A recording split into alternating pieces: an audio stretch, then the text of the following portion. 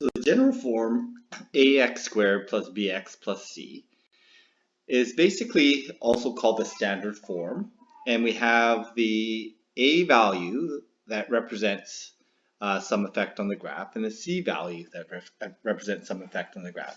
And essentially the a value, which I'll write down here, the a affects the expansion vertical, and it should be very clear, it's vertical expansion and compression.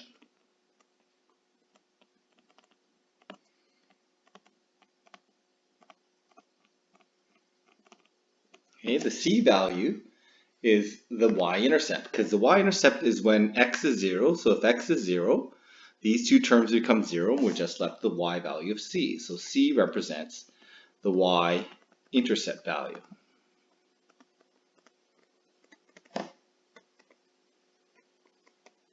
Okay, when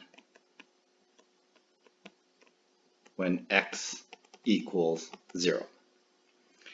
Okay, so if we take a look at these different graphs, okay, so if we take a look at the graph of the first one here, y equals 2x squared plus 3x plus 0, okay, we end up with a graph that looks like this. It's facing up, and it's going to be oriented like that. It's probably a little bit thinner. It's going to look like that. If we take a look at the same graph, except when we change it from plus 0 to minus 4, what ends up happening is we end up with, just do this one in blue, it's the exact same shape, but it's going to have a point that's 4 lower. So in this case, the y-intercept is at 0. Here the y-intercept is at -4. We can see that the same point on the graph has been shifted down 4. Now, if we take a look at the last one, which I'll do in red, okay, that 0 represents the y-intercept. The negative means it's upside down, and we end up with a graph that looks like this. Okay, so that's going to be crossing at 0. Okay, and I should maybe draw this a little bit thinner because it's definitely going to be a little bit thinner compared to these ones here, because the vertical expansion factor of 5 is going to stretch it out 5 times, whereas this one's only stretching it out 2 times.